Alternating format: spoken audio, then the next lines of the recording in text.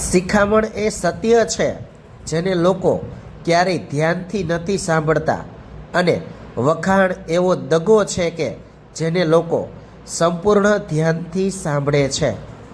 વાપરેલું અને વેડફેલું પાછું ન આવે, વાવેલું અનેક ગણું થઈને પાછું આવે છે. ચાલાકી કરીને ગમે એટલા આગળ વધો, પણ એટલું યાદ રાખજો, પરિણામ તો તમારી દાનત મુજબ જ મળશે. એક એવો પણ જમાનો હતો જ્યાં ફોટો બ્લેક એન્ડ વ્હાઇટ હતો અને જિંદગી રંગીન હતી. આજે ફોટો રંગીન છે અને જિંદગી બ્લેક એન્ડ વ્હાઇટ છે. સમજણની વાતો બે જ લોકો કરે છે સાહેબ. એક એ લોકો જેને ઉંમરનો અનુભવ છે, અને બીજા એ લોકો જેણે નાની ઉંમરમાં ઘણી બધી ઠોકરો ખાધી છે.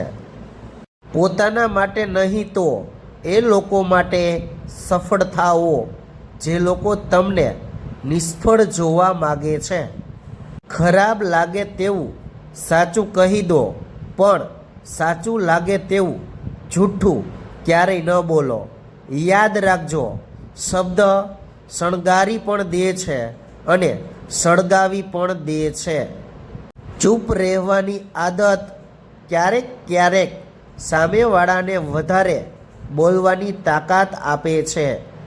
જીવનમાં આવતા દુઃખનો સામનો આપણે જાતે જ કરવો પડે છે. એ સમયે લોકો જ્ઞાન દેવા આવશે, પણ સાથ દેવા કોઈ નહીં આવે. સાચા સંબંધો તો મુશ્કેલીમાં જ બને છે, બાકી જલસા હોય ત્યારે તો આખું જગત બાજુમાં મળે છે. પરાણે બાંધેલા સંબંધો અને પવન વગર ચગાવેલ પતંગ બંનેમાં વ્યક્તિ થાકી જાય છે. એને સાચવતા સાચવતા સોબત જો સારી વ્યક્તિથી થાય તો માણસની ખોટી આદત પણ બદલાઈ જાય છે.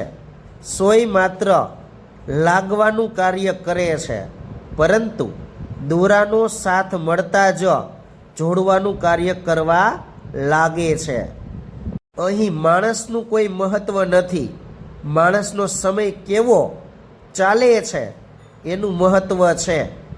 ભરોસો કરીને વેચાઈ ગયા એ અલગ વાત છે, બાકી કિંમત કરીને ખરીદવાની તો કોઈની તાકાત નહોતી.